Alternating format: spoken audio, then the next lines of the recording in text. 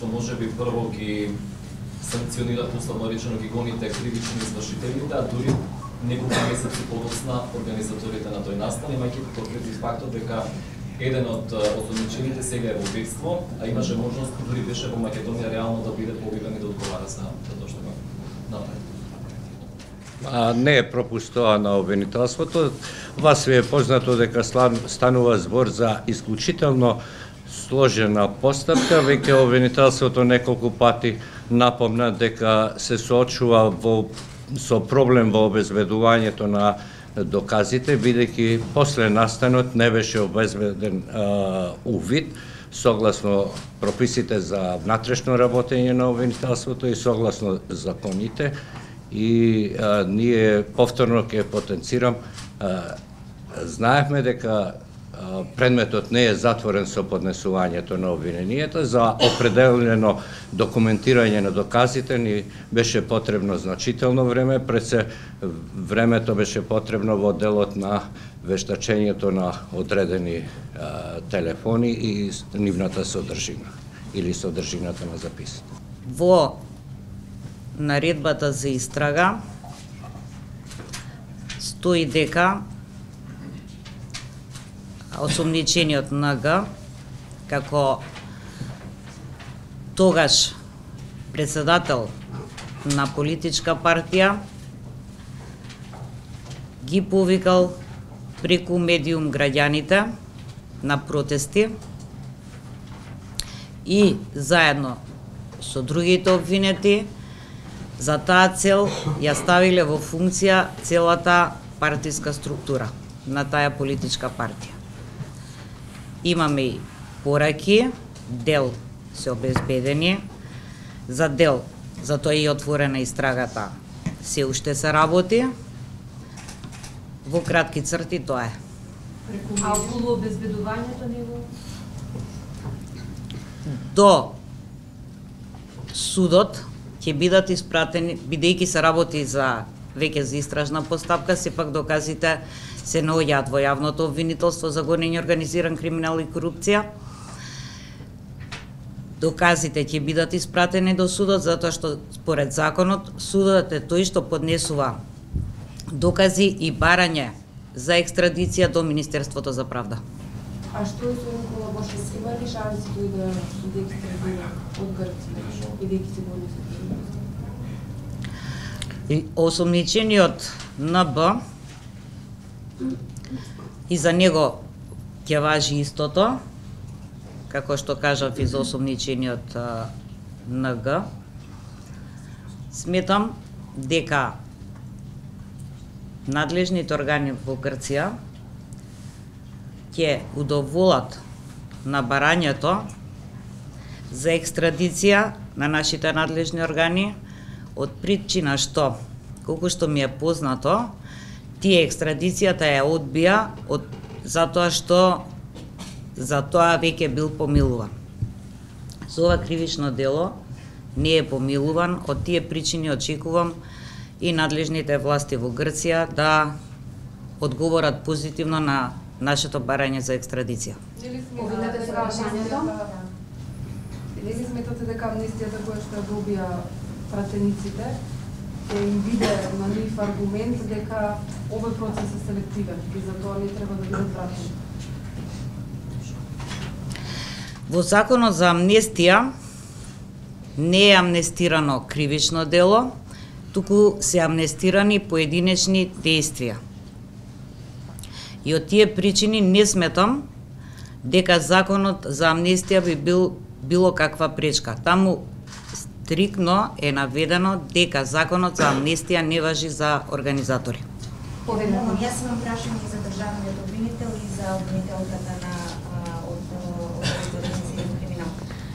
Обвинител е на 27 март 2018 година овде во оваа сала на пресконференција кажавте за телефонски повик кога го образложувавте обвинението за првата тука што веќе е во суд за собраниските настани за телефонски повик од Виена на еден што се случил со еден обвинет тогаш.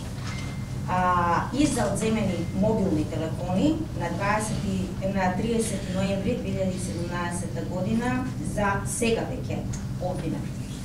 Зошто за случајот со 27 март 2018 година лицето НГ, иако нели сите знаат на кој беше во Виена, ниту еднаш не беше повикано ниту на распит за овој случај и за обвинителката. Моето прашање е доколку не се отворија собраниските врати на 27 април, дали ќе се случеше крвавиот четврток? Ви благодарам. Во делот на телефонскиот повик, вие имавте можност и во текот на судењето да се запознаете со тој случај, со оглед да, колку мене ми е познато, тоа беше јавно и вие новинарите и го следевте процесот. Во овој дел на обвинителството, како што кажав, му требаше повеќе време со цел за обезбедување на доказите. И не може ние кривична одговорност, мислам и дека и вчера обвинителката спомна, да заснуваме само на еден доказ. Обвинителството во овој специфичен сложен предмет му треба повеќе докази и сега, откако обезбеди, документира одредени докази, отвара истрага во овој дел. Тоа зависи од проценката во конкретниот случај. Во тој момент обвинителството сметало дека нема ништо да се добие со тој распит и поради тоа не е извршен распит на лицето за кое вие прашувате. Само да го дополнам обвинителот, на распит во предистрагата, во тој за првиот предмет, кажувам, беа повикани и двајца од сега осомничените, така да не сметам дека било што со тој распит и да бил извршен тогаш, би се добил. Од тие причини сметав и тогаш, а и сега стојам позади тоа, дека воопшто не е пропуст на обвинителот што не бил викнат на распит во својство на сведок или лице од кое се бара одредено појаснување. Што се однесува на вашето директно прашање до мене, јас сметам дека доколку не беа отворени вратите, немаше да се случи крвавиот настан. Јас имам вопрос прашање. Има ли проширување со други лица? Бидејќи еден од обвинетите во судница посочи и други имиња во делот неговиот исказ пред судот. Ќе опфати ли тоа можеби поранешни директори или нека членови на кабинетот на председателот Иванов, или ќе останете само на овие 5 лица кои ги сомничите дека се организатори? Ќе има ли проширување во делот? Се извинувам. Проширување може да има доколку се обезбедат и други докази, освен изјава на еден обвинет или на еден сведок. Не може да се донесе наредба за истрага само врз база на сведочење, дали на обвинет, дали на сведок. Доколку се обезбедат докази за други лица, истрагата ќе биде проширена и на тие лица, се разбира. Во тој контекст може детали околу доказите кои што еве овозможило отварање на истрага за сега осомничените? Освен тоа што го кажа Нинчо. Освен исказот на еден од обвинетите, нели? Според законот за кривична постапка, истрагата е тајна.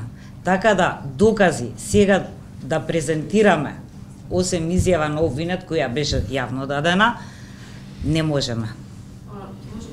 Кој каква улога имало сега веќе овие кои што се приведените во целата ова организација?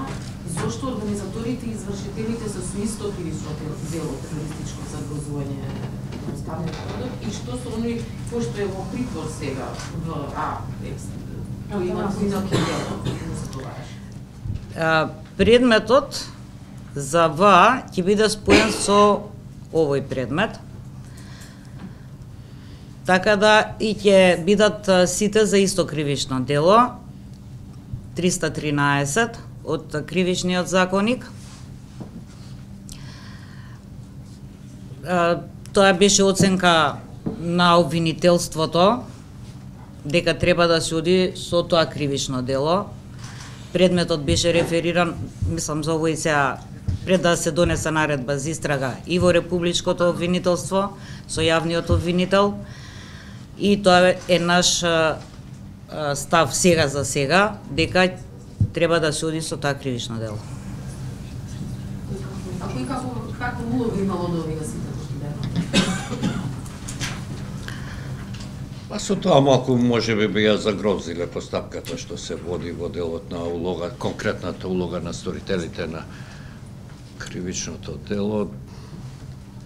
Во овој момент, ако обелодениме повеќе податоци, може да ја загрозиме истрагата. Добро, го спомнавте само Груевски, дека... Не, ние не спомнавме никого по име. Знаеме за кого говорите, еден беше премиер и лидер на партија. Преку медиум дека повикал само тоа, кој имате во моментот, толку телефонскиот повик.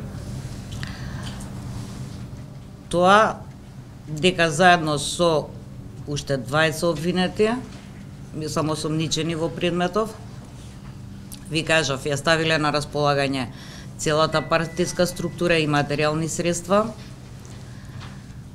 дека за цело време течела координација помеѓу